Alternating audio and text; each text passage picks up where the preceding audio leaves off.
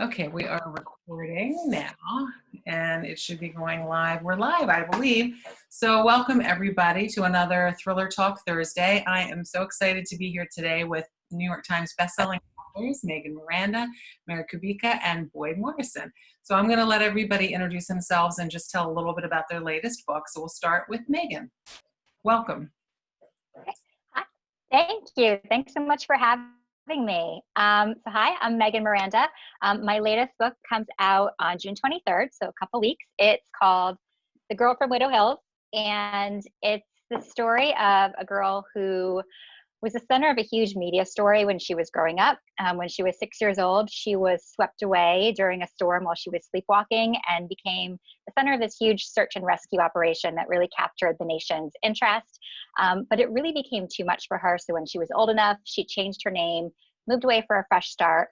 The book actually begins on the 20-year anniversary, as the 20-year anniversary is approaching. And she starts to feel like she's being watched, that somebody has found her. And she even starts sleepwalking again, which she hasn't done since she was a child. And she wakes one night in her front yard, standing over a dead body in her yard, and realizes she's about to become the center of a story again. So that's the new one. Oh, that sounds amazing. Wow. Mary, want to talk about your latest book and introduce yourself? Absolutely. I'm Mary Kubica. My latest book just came out in February, and it's called The Other Misses. And it is about a Chicago family, Sadie and Will, and their two sons that inherit a home on an island off the coast of Maine. And they've had just a number of bad things happen in their lives, personally and professionally. So it's a good time for them to leave Chicago behind and make a fresh start. So they moved to Maine, but not only do they get this home, but they also take guardianship of 16-year-old Imogen, who is Will's niece, and she's just lost her mother. She's angry, she's resentful. She doesn't want this family that she barely knows moving into her home. And then shortly after their arrival, the woman right across the street from them winds up murdered. And so all eyes in this tiny island community look suspiciously to this new family to town. Right. Excellent. And I have read that book, and it kept me definitely on my toes. And Boyd? My latest book was one that I co-wrote with Clive Cussler, who just sadly passed away in February. And so that was our final book, full book that we wrote together. I'm finishing up one we started right now that comes out in October called Marauder, but the one that came out in November was called Final Option. And it's the fifth book that I've written in the Oregon Files series, which is about a high-tech spy ship that on the outside looks like a tramp steamer that looks like it's about to fall apart, but on the inside it's this high-tech warship with all kinds of gadgets and weapons, and it's kind of like Mission Impossible on the water. And in Final Option, an old CIA agent who was a colleague of the main character, Juan Cabrillo, the captain of the Oregon, has built an exact duplicate of the Oregon and is now framing Juan and his entire crew for murder. And so Juan and the Oregon have to chase down this doppelganger to stop their attacks. Wow. Amazing. They all sound fantastic. All right, so we're going to go into a few individual questions before we start the group discussion. And so Megan, we were just talking about your upcoming book, which sounds great, and I can't wait to read that one. And your last book, The Last House Guest, was a Reese Witherspoon pick. And being a Reese alumni, I know what an amazing experience that is. And I was just wondering if you could talk a little bit about how you found out and what that was like for you. Yeah, it was completely incredible, amazing experience. So my book came out in the middle of June, and it was the Reese pick for August. So I didn't know before the book came out. I just gotten home from my first leg of book tour. So I've been out a couple weeks, and I think I remember exactly. I was sitting on my couch and I saw my phone ringing. It was a Saturday, and it was my editor, and I was like, right. What's going on? What's happening? Right. And yeah. And she told me, and I made her repeat it several times to make sure I was hearing correctly. And I was so excited. And it's just been such a wonderful experience and such a great community to be part of. One of the things that I really love about her book club is really the wide range of choices that she picks. And so I think, people who might not have gravitated toward a mystery or a thriller as their first choice were then picking my book for their book clubs. And I love talking to book clubs. So I've been able to really, Skype in and Zoom with different book clubs ever since, it's just been wonderful. That's awesome. Yeah. I would echo that.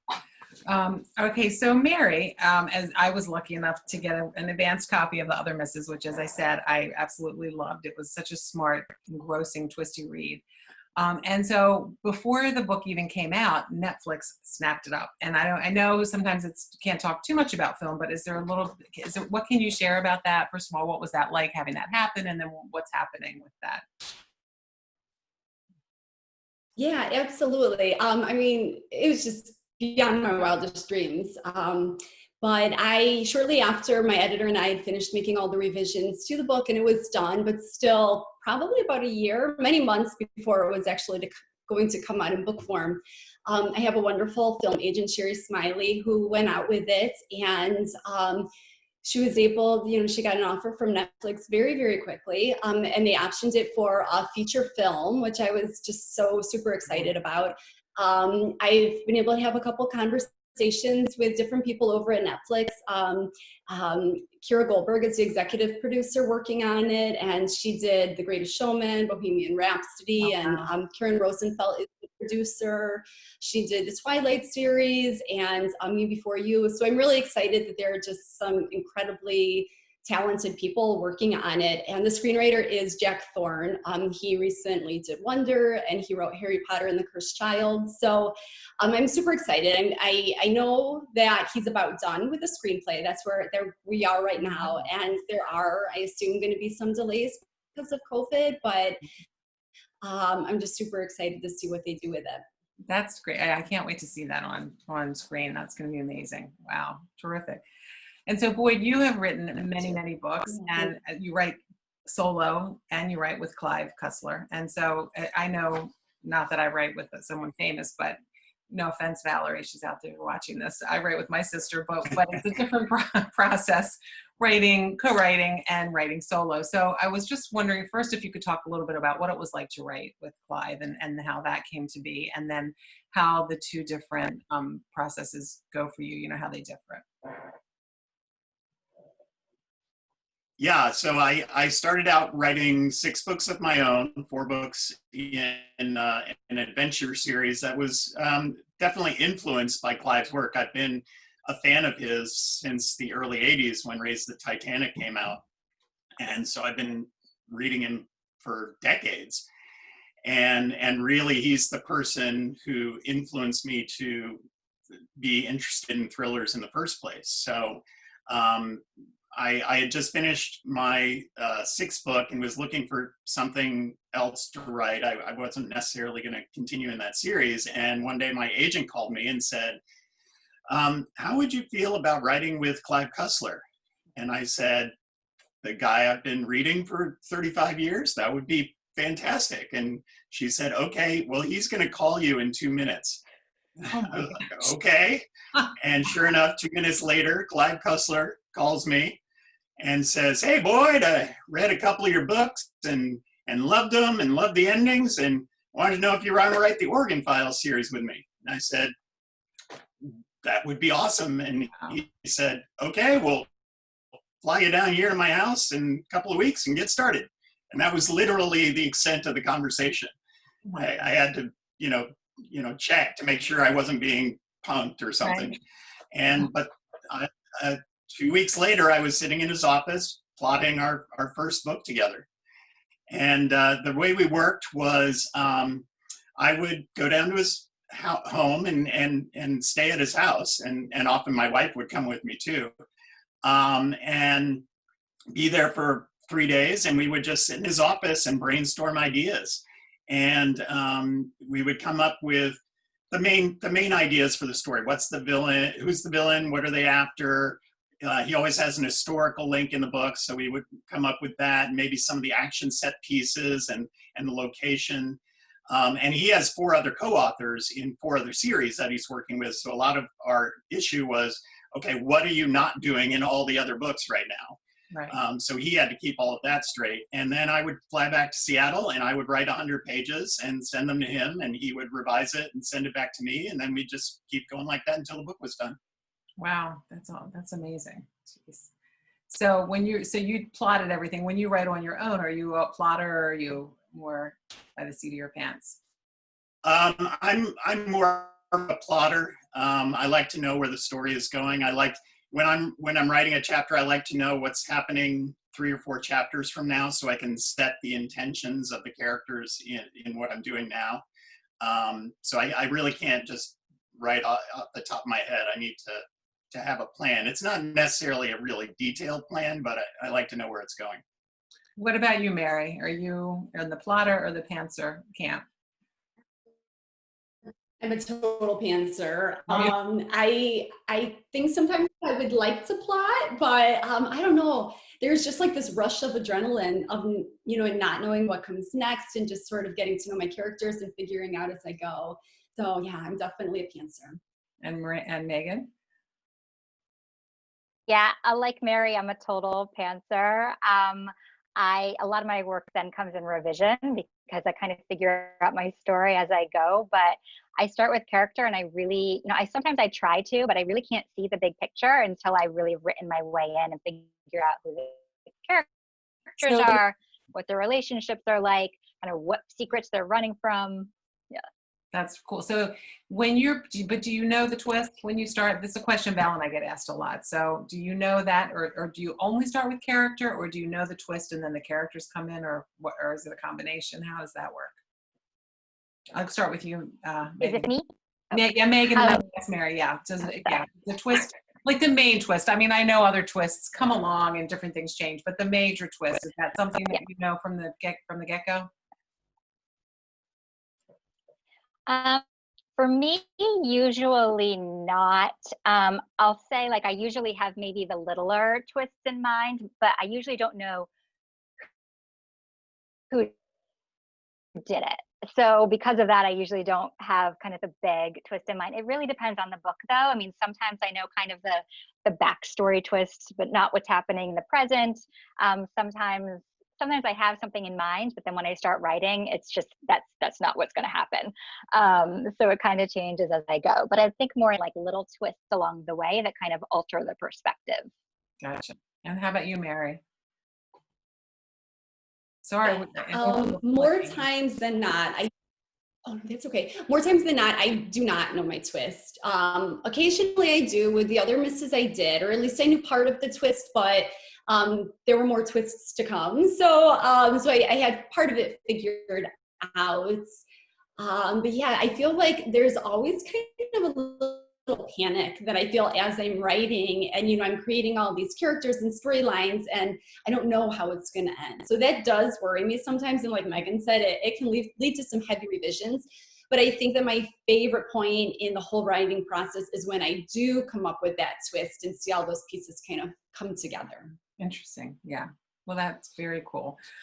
So obviously, on everyone's mind is what the pandemic, and I'm just wondering if it has affected your writing routine. I mean, I know most of us are used to being home already and writing, but of course, a lot of other things are changing around us. So, is it business as usual? I mean, aside from the anxiety that comes with this, or are there other factors that have changed the way that you're working these days? And we'll start with Boyd this time, and then we can just discuss it. I'm not going to call on you, so we can just talk about that.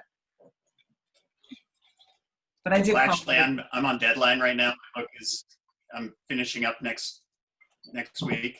Okay. And so this is a nice break from that. But yeah, I normally do most of my work at home, so it's not too much of a difference. But I did like to break things up by going to coffee shops and writing outside and being around other people and just, soaking up a little atmosphere while I'm working on the book. And so obviously I haven't been able to do that. And that's, it's something I miss. I really liked being out in the world and just having that influence me in subtle ways. And so hopefully that will come back soon. But you know, that not for this book. I'm just nose to the grindstone. Gotcha. Except for this hour. Right. What about you? What, either Mary or? I've been struggling, I'll admit. I do, of course, work from home most of the time, but writing is such an immersive experience. And even though I work from home, I don't usually work from home with 2 teenagers and a husband home with me. So one day I really want to like tally up the number of times somebody calls me for something, because the number would be astronomical.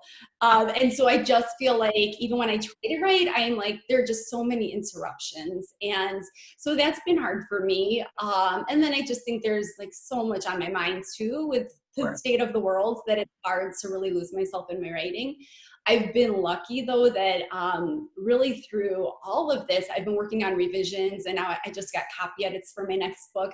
And I feel like those are less creative and more like task oriented than drafting a novel. So that's helped. I've gotten a little reprieve there. But as soon as I finish these copy edits, I know I need to start working on my next book, and I'm kind of afraid of how that's going to go.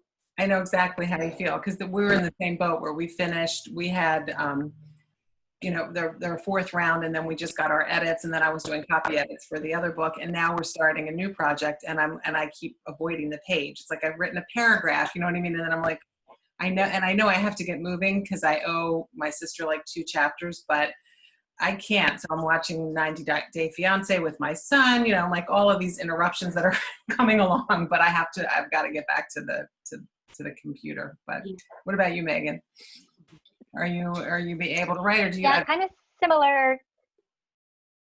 Well, I'm in the middle of a draft right now, and I do have an upcoming deadline. And so, you know, it's been a little bit of an adjustment of, you know, routine. I am somebody who I think I take a lot of comfort in the routine, and it helps me with my writing that I kind of write in the same place every day, and I write the same time. It used to be very structured around school hours.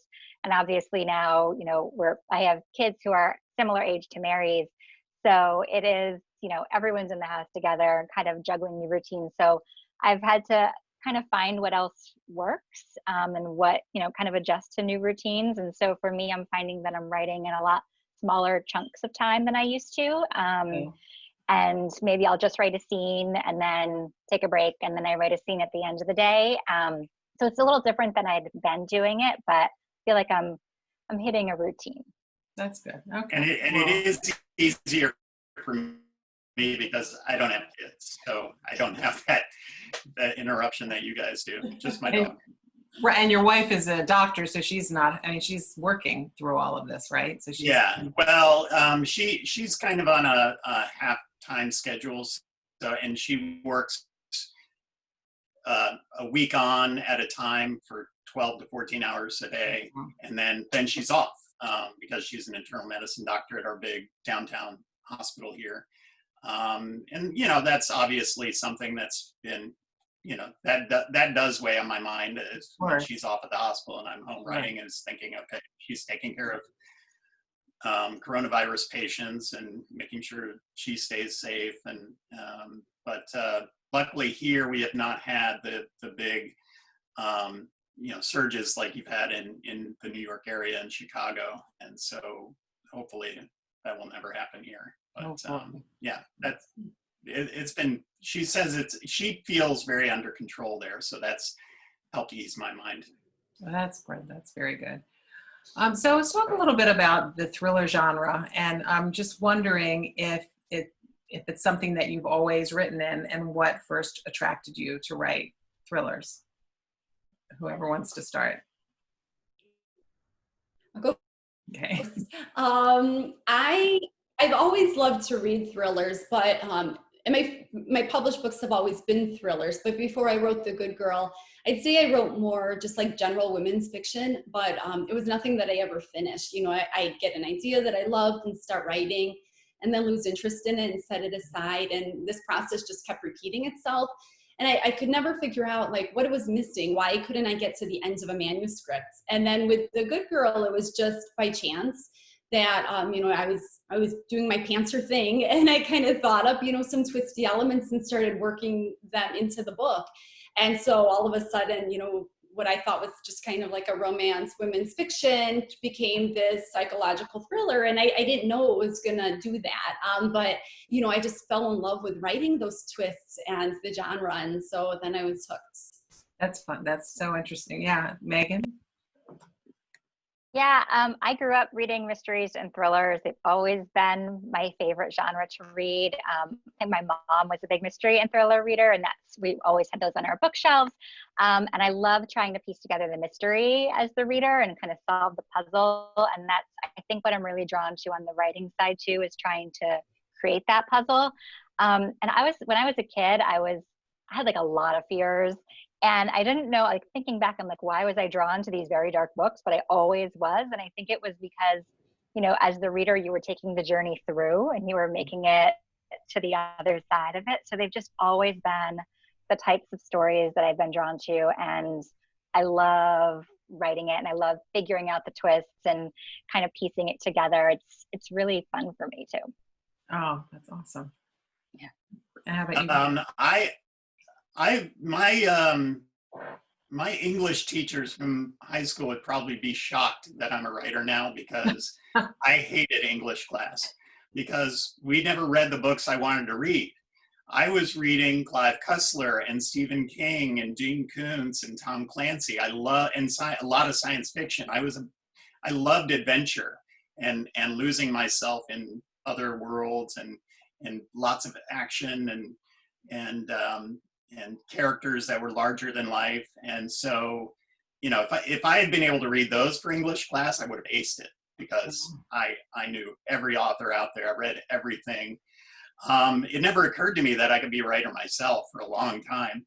The way I got started was, as with many good things that have happened in my life, my wife was the one who, when I have a PhD in engineering, and while I was doing my dissertation research up in Rochester at Kodak, which existed back then, I was looking. I didn't know anybody. We were there for 6 months and didn't have anything to do it in the evening, and looking for something to do. And my wife said, "Oh, well, I saw that there was this science fiction writing course given by this Hugo Award-winning writer named Nancy Kress, and why don't you go do that? You've always been interested in science fiction."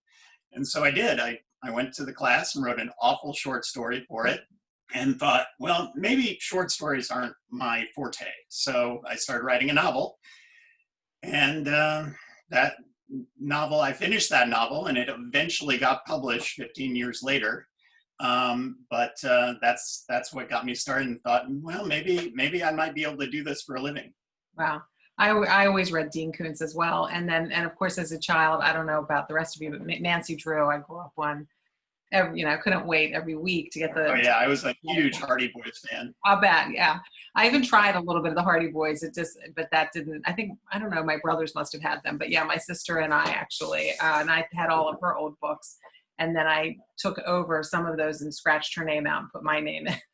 Just say these belong to me now. She still teases me about that, but like you, Mary, that when Val and I wrote The Last Mrs. Parrish, we thought it was just women's fiction too, with a twist. We didn't realize it was a psychological thriller, but it is so much fun, isn't it, just to come up with all of these twists and turns. And I think once, I don't know, for me anyway, I'm hooked on writing and reading thrillers. I can't imagine doing anything else, really.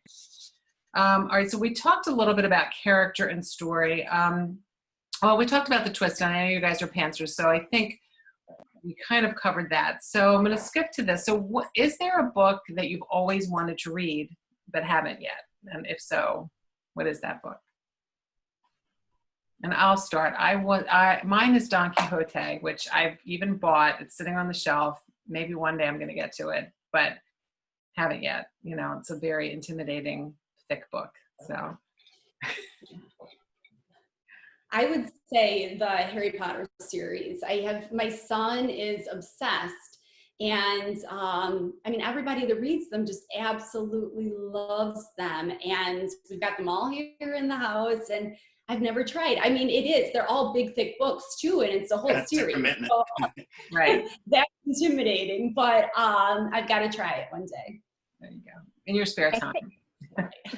I think Mine is also a series now that I think about it, because, you know, there's books that I really want to start, and I know, like, everyone has told me, I've had recommended to me many times, My Brilliant Friend, and I really want to read it, and I feel like I'm going to love it. And I know that, okay, then I have, you know, 3 other books that I'm going to be able to read after that. But I actually did put it on my summer reading list for this summer, because I've kept saying that I want to read it. I love reading stories about friendship. So that is my plan for this summer. I'm reading a series. Wait, which series? My Brilliant Friend. Oh, okay. Yeah. I have to write Mine is more old school, like Lynn.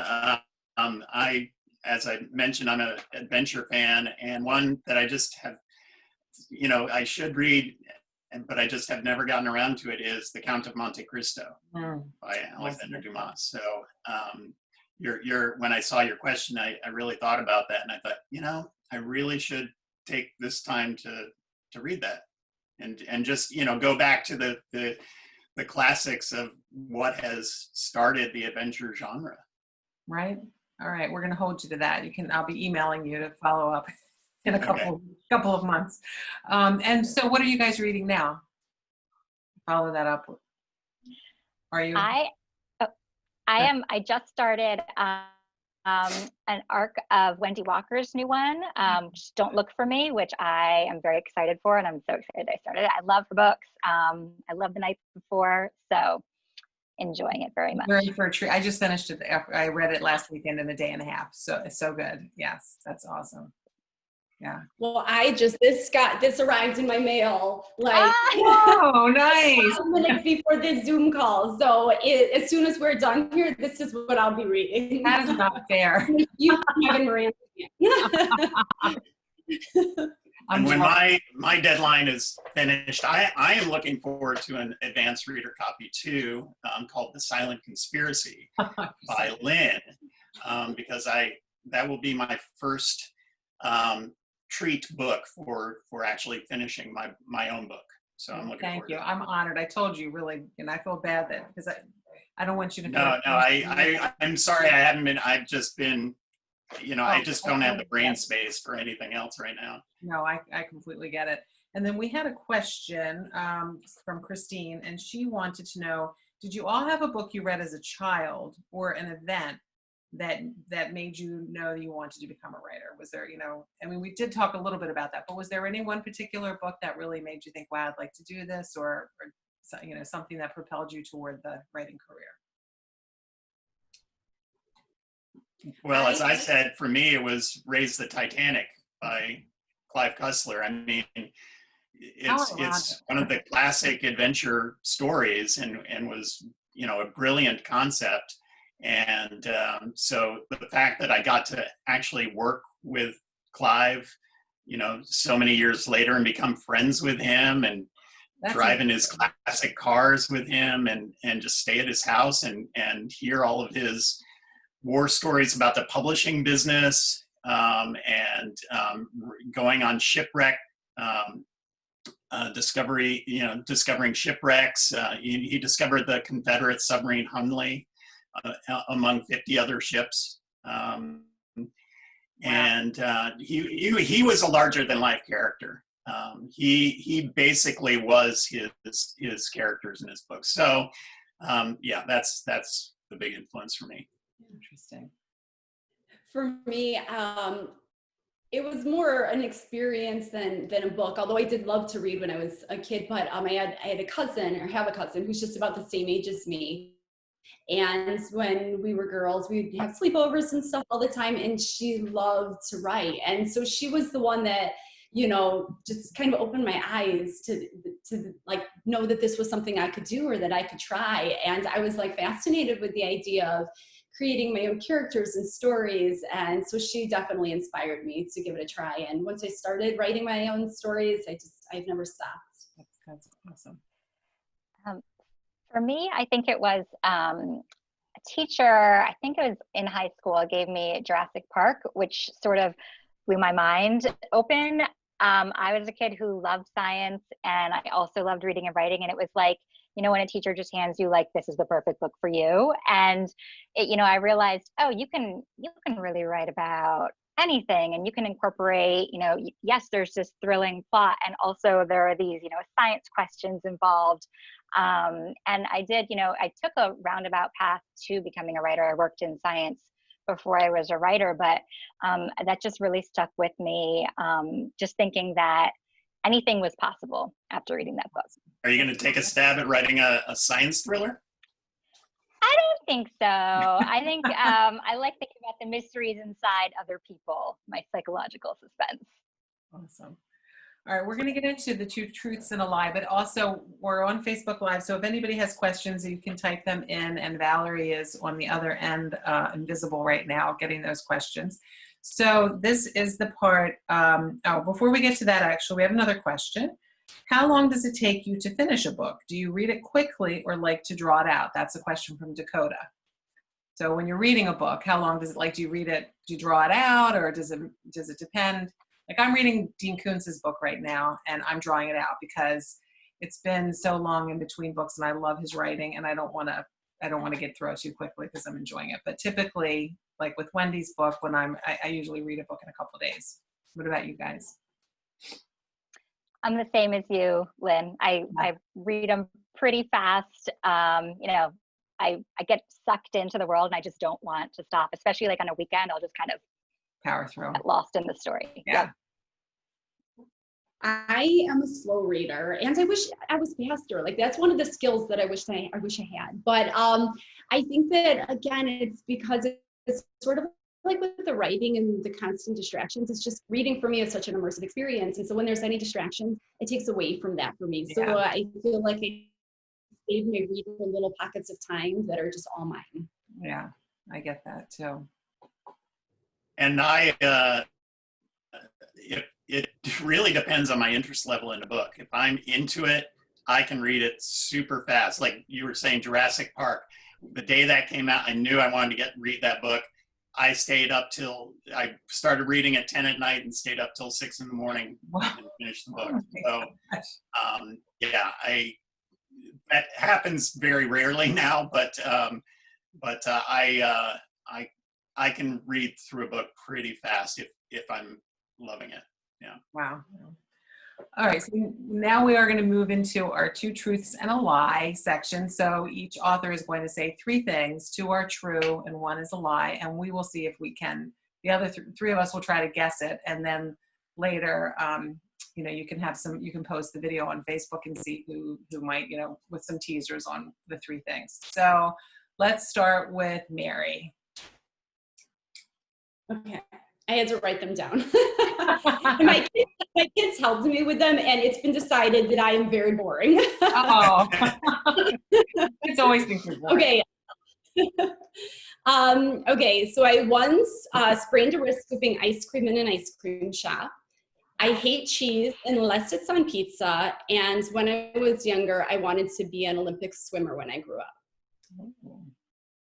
Okay, so you wanted to be an Olympic swimmer. You sprained your wrist scooping ice cream? In an ice cream shop. I could see that. And I hate cheese unless it's on pizza. Hate cheese. Gosh. I think all of those could be true. What do you all think is the lie? I'm going to guess that cheese is the lie. Just because I love cheese. So I kind of think so too. How can you not? That was the one I was going to pick too. Oh, that's a truth. That's the truth? It's super bizarre. I know. I really don't like it. And I can tolerate it on cheese, but it has to be in small doses. So do I tell the lie now? Sure, yeah. Yes. Okay, the lie is the swimmer one. I can swim to like stay alive, but I am a terrible swimmer. I hate swimming. I hate going in walls. Oh my gosh. And I could see that sounds like something I would do, spraining your wrist, scooping something out. Yeah. How did that happen? Still have like a fear of it. When we have ice cream at home, I like suck the ice cream out for a good 10 minutes before I scoop it. You need to get like a heated scoop or something like that, right? Oh my gosh, that's horrible. Okay, Boyd, you're up. Okay, mine are a little more elaborate. The way I was thinking about it. So I grew up in Kansas City, and I still to this day do acting as a hobby, mostly on stage. And back in high school, do you know Eric Stone Street, who plays Cameron on Modern Family? Oh, yeah. He's also from Kansas City, and we did like a summer theater camp together, and we did a play together. Oh, cool. I love him. Okay. Yeah. And then the second one is my wife and I like to do kind of adventurous things. And so one time in San Diego, we decided to do aerial dogfighting, which is where you fly in an actual plane, and there's a pilot behind you, and you fly in a circle and pretend to shoot each other. And I won 2-1. And then the third one is about 4 years ago, my wife and I went to Italy with 2 author friends of ours, Chris Kuznetsky and Graham Brown. And as I decided I wanted to be able to speak Italian when we were there. So 2 months before we went, I started learning Italian on Duolingo. And by the time I got there, I was, I knew it enough to be able to have conversations. And then subsequent to that, for other trips, I've done the same for Spanish, going to Guatemala, and French, going to France. So those are my 3 things. Okay. So acted with, what is his name again? I know him as Cameron. What is Eric Okay. Stone Street. We did a play called Noises. Wow. And then I can totally see you and your wife flying around and doing the crazy shooting thing. I'm gonna guess the languages, because that seems like a lot of work when you're writing and reading. Like, I don't know that you had time to do that 2 or 3 times, but what do you all think? I think I'm gonna go for the aerial dog fighting. That sounds so insane. Yeah, pretty amazing. And Megan, what's your vote? Yeah, I was gonna say the second one too. Yeah. The lie. All right. But all right, Boyd, which is it? None of you got it. It's Eric Stone Street. Ah, because you probably mixed we both did grow up. We are about the same age. We both did grow up in Kansas City, and I've actually met him. We were at Lefko's Crime about 3 or 4 years ago, and he was there at a conference, at another conference for, I guess he was speaking at a doctor's convention about cancer, and he came out for drinks with us for a couple of hours, and just had a fun time with him. But other than that, I don't know him. Very cool. And I do act. I know you acted. That's why. So you was tricky. By the way, Robin, who's watching, guessed Mary about the swimming. So good job, Robin. She's the only one that got it. All right. So let's hear Megan's 3 things. Okay. So I kept this so simple, not elaborate at all, because 1, I'm terrible at games. 2, I'm terrible at lying. So I'm like panicked about saying anything, because if I say more than 3 words, you're just gonna know that it's a lie. Okay. So here are my 3 facts that you can pick between. Writing is my 3rd career. I have lived in 3 states, and I have 3 sisters. Go. Oh, interesting. I think I know which one it's not. Huh. All right. I don't know any of it. So Boyd, I'll let you guess. Well, Mary, what do you guess? I'm gonna guess the 3 sisters. Okay. That's the one I was going to say too. And I will just be different and say 3rd career. Well, see, this is why I told you I'm terrible at lying. I couldn't even lie about having sisters. I'm an only child. It's totally a lie. Oh, you're an only I didn't child? even do that one. Yeah. Did you probably wish that you had some sisters then, right? I mean, usually, yeah, I would, right? Sometimes. Sometimes, although it's nice, yeah. I think there are benefits to both. Okay, so, all right, so we've got all of that. All right, so I don't know, I'm just checking to see if we have any more questions. I see a little bubble going. So we have 1 more minute, but I just want to thank you. Do you guys have your books to hold up? One more time, just to show everybody, and I'm going to hold mine up too. That just came out. So the other Mrs. Girl at Widow Hills, very nice, Clive Cussler, and The Wife Stalker. So all of these are available, and I think now there's a bookshop.org for supporting your local bookstore. that you can get any of these books on, and everybody has websites.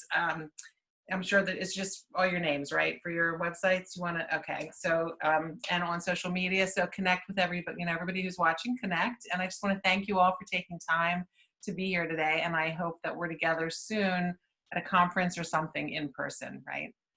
Yes, love that. Okay, good. Well, stay safe and stay well. Thanks, guys. Thank you. Thank Great to see you. you. Bye. Hi. All right, let's see. I'm going to try. No, it's going to end it.